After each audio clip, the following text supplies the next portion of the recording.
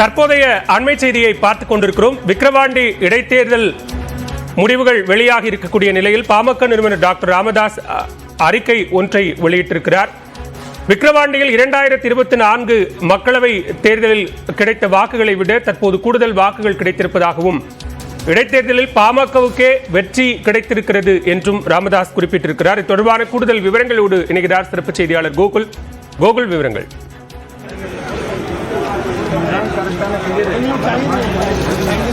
விக்கிரவாண்டி இடைத்தேர்தலில் பாமக வேட்பாளர் ஏறக்குறைய 56,000 வாக்குகள் பெற்றிருக்கக்கூடிய நிலையில் பாமகவுடைய நிறுவனர் மருத்துவர் ராமதாஸ் தற்பொழுது இந்த தேர்தல் குறித்து ஒரு அறிக்கையை வெளியிட்டிருக்கிறார். இந்த விக்கிரவாண்டி இடைத்தேர்தல் என்பது பாட்டாளி மக்கள் கட்சிக்கு ஒரு உண்மையான வெற்றி என்று தன்னுடைய அறிக்கையில் குறிப்பிட்டிருக்கிறார்.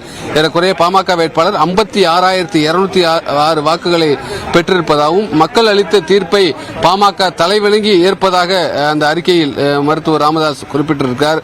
தொடர்ச்சியாக பாட்டாளி மக்கள் கட்சி மக்களை மட்டுமே நம்பி இந்த களத்தில் இறங்கியதாகவும் பாட்டாளி மக்கள் கட்சியினரும் கூட்டணி கட்சியினரும் வீடு வீடாக சென்று மக்களை சந்தித்து திமுக அரசின் மக்கள் விரோத செயல்பாடுகள் குறித்தும் சமூக அநீதி குறித்தும் மக்களிடம் எடுத்து கூறி வாக்கு சேகரித்ததாகவும் குறிப்பிட்டிருக்கிறார். இந்த இடைத்தேர்தலில் பாமகவுக்கு வாக்களித்த அனைத்து வாக்காளர்களுக்கும் பொதுமக்களுக்கும் நன்றியை தெரிவித்துக் கொள்வதாகவும் அதேபோல பாமக வேட்பாளருக்கு ஆதரவாக பிரச்சாரம் மேற்கொண்ட கூட்டணி கட்சி நிர்வாகிகளுக்கும் பாட்டாளி மக்கள் கட்சியுடைய தொண்டர்களுக்கும் நன்றியை தெரிவித்துக் கொள்வதாகவும் அவர் தெரிவித்திருக்கிறார். ஜனநாயகத்திற்கும்